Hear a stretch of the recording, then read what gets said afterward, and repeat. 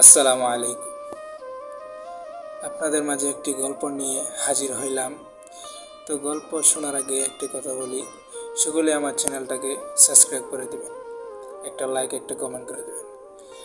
গল্পটি হচ্ছে, একটি ছোট গ্রামে রাহিম নামে এক গরিব ছেলে থাকত। সে খুব সৎ এবং পরিশ্রমী ছেলে। একদিন স্কুল থেকে বাড়ি ফেরার পথে রাস্তায় একটি মানিব্যাগ পেল। সে ওই মানিব্যাগটি হাতে নিয়ে দেখল অনেকগুলো টাকা, সাথে পরিচয়পত্র আছে। সে ওই পরিচয় দেখে ওই মানিব্যাগের মালিককে খুঁজতে বের হয়ে গেল এবং সে মানিব্যাগের মালিককে খুঁজে বের করে ফেলল। তো সে ইচ্ছে করলে এই টাকাগুলো সে নিজের কাছেও রেখে দিতে পারত, কিন্তু সে তা করলো না।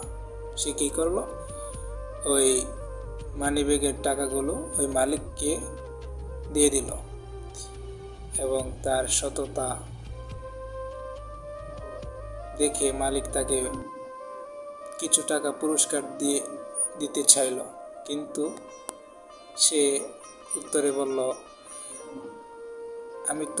আমি আমার দায়িত্ব পালন করছি।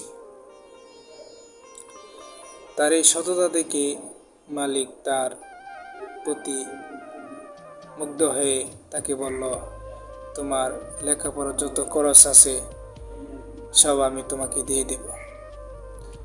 এবং সেই সুযোগ পেয়ে অনেক পড়াশোনা করে একজন সফল লোক হলো। তো এই কথার মাঝে আমরা একটু বুঝতে পারলাম যে সততাই মানুষের আসল সম্পদ। ভিডিওটি ভালো লাগলে একটা লাইক একটা কমেন্ট শেয়ার করে দিবেন এবং সাবস্ক্রাইব করে দিবেন। আসসালামু আলাইকুম।